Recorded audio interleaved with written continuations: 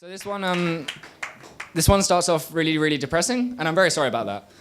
But I promise it ends up fine. But see, look, when I started writing it back at mine, in minutes it came up to like 9, and then tonight I've only got 5. And so if it seems a little bit unfinished, that's like, why? Anyway, look, I'm eating into my own time, and so this is called repetition, and this is the first line. I just want to die, Joe!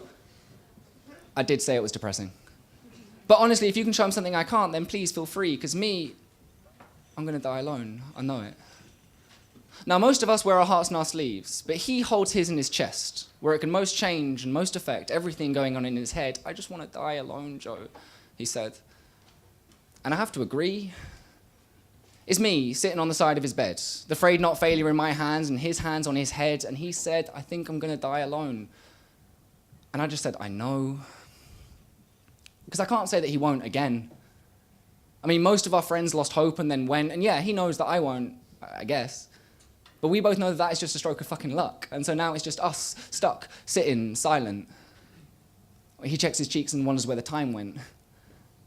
And I take a breath for the life we've got left, and I say, look, when I said you would get through this, I meant it.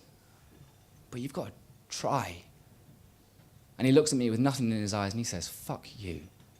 I say, fuck me, fuck you. He says, I wish someone would, that might help. And I'm like, don't change the subject. And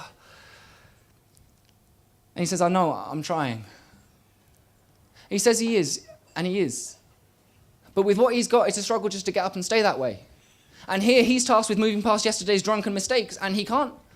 And it takes such a weight out of him every time that he tries that eventually he just lies there, and then to me and to himself, and says that he's done. But we got to this point 10 attempts ago. And after a while, you feel like you're meant to know what to say, but you don't.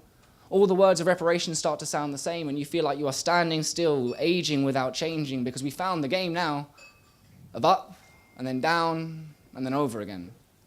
And I'll come over and say it's okay, and he says he's sorry, he's so ashamed, and I say don't worry, it's okay, and there'll be a smile like we could start to change, and we'll go up, and then down, and then over again. And then I'll come over and say it's okay, and he'll say he's sorry, and I'll say it's okay. For a while there's a smile like things could start to change, and we'll go up, and then down, and then over again, and then up, and then down, and then over again, and then up, and then down, and then over again. And I struggle to say the same things again as we go up, and then down, and then over again, and he's not even pretending to look ashamed as we go up, and then down, and then over again, and we're just both sitting now, staring, unblinking, unfazed, and really just fucking bored. Because after a while, it's just boring. And so it becomes fine. Nights like this melt together over time, you know. Words of warning and of hurt, when ignored, become worth as little as the life that is lived and not wanted. And he says he's sorry. And I say, that's not the point. But we lost that so long ago now that I don't know what to say. And so I just say, you're going to be okay. Again. And he says, I just worry that the damage is already done. You know, it's just you and Mum. And when I'm like, it's not enough. You're going to be okay, I say, again. And he says it just feels like I'm running in circles. And I say, aren't we all? And he says, now is not the time for that metaphysical bullshit. I'm like, when is? And he laughs, and I laugh. And for a second, there's a moment. And so I put my hand on his shoulder, and I say, one night at a time, because that's all we can do sometimes. And he says, oh no, I just forget. And so for the next hour or two, we just sit and watch funny shit on YouTube. And I start to see the guy I knew come back through.